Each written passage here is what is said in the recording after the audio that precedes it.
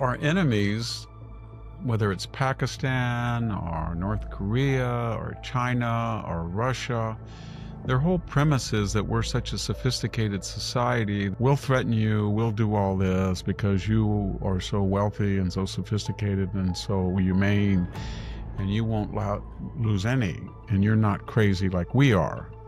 And what Trump is trying to do is say, yeah, we're actually crazier than you are. And that's his effort to ensure deterrence.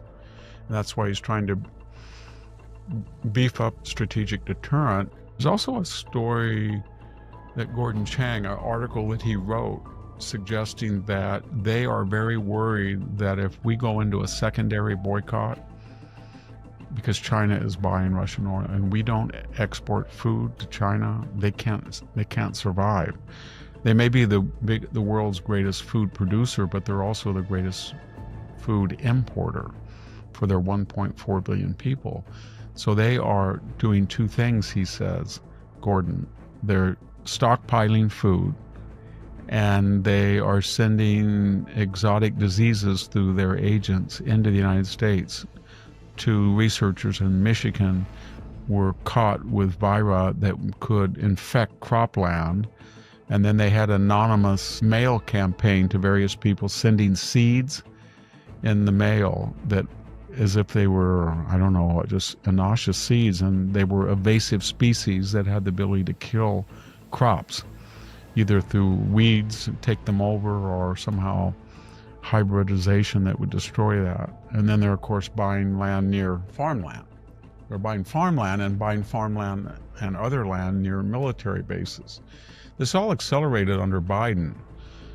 They looked at Biden as a 4-year window into parity. They could not believe that he was president. At that point, everything followed.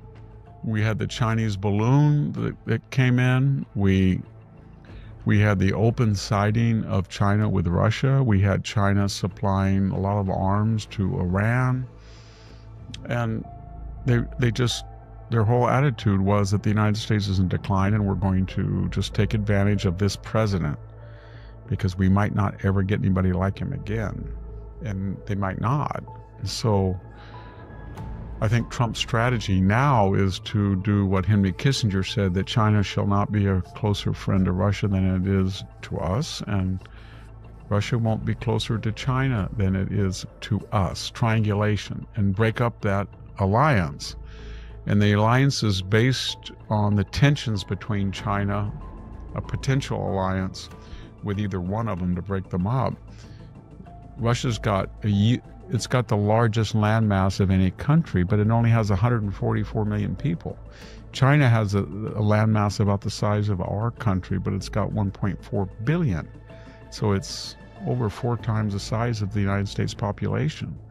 And so they need territory, and Russia knows that and doesn't have enough people to defend territory. So we're trying to needle Russia about that. By the same token, we're trying to needle China about Russia. Trump is rightfully proud of his ability to get hostages back, but there's a double-edged sword to that when you show such empathy, and that, you know, it's kind of like the Romans who said, Cicero once said that, I think it was in the Proarchy, or maybe, yeah, it was in the Proarchy, he said, Civis Romanus sum is on the lips of every Roman. Wherever you go around the world, you say, I am a Roman citizen. And then you have exemption, or you have sanctity, and people will save you. Well, if you have that attitude, then you're almost inviting people to take Americans hostage, because Trump will react to it and try to negotiate them away home. Whereas Biden either didn't know they were gone, didn't care, and didn't do much. Unless they were DEI, in the case of Brittany Griner, where he left a U.S. former military service person and did everything he could to bring this African-American basketball player home, who, unlike the other person, was guilty of trying to bring marijuana into a totalitarian country where the other guy hadn't done anything. China's whole theory is that they don't have oil, they don't have natural gas. They have some oil, 6 million barrels a day or something. They don't have a lot of natural gas. They can't feed themselves. They're parasitical for scientific technology on the US and Europe, at least for a while longer, but they do have people.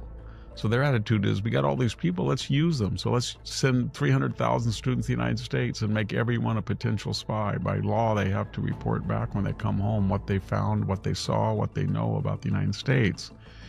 And let's put them on ships, and let's have the Belt and Road, the Silk Road, let's put them in every port. If you look at a map of the choke points being places in a time of existential tension, you could cut off the world's commerce.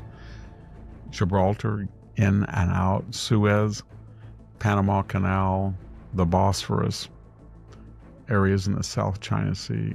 They're there. They either are they're either operating the port themselves or they're in a partnership. And they have trawlers and tankers that we've always said were dual use.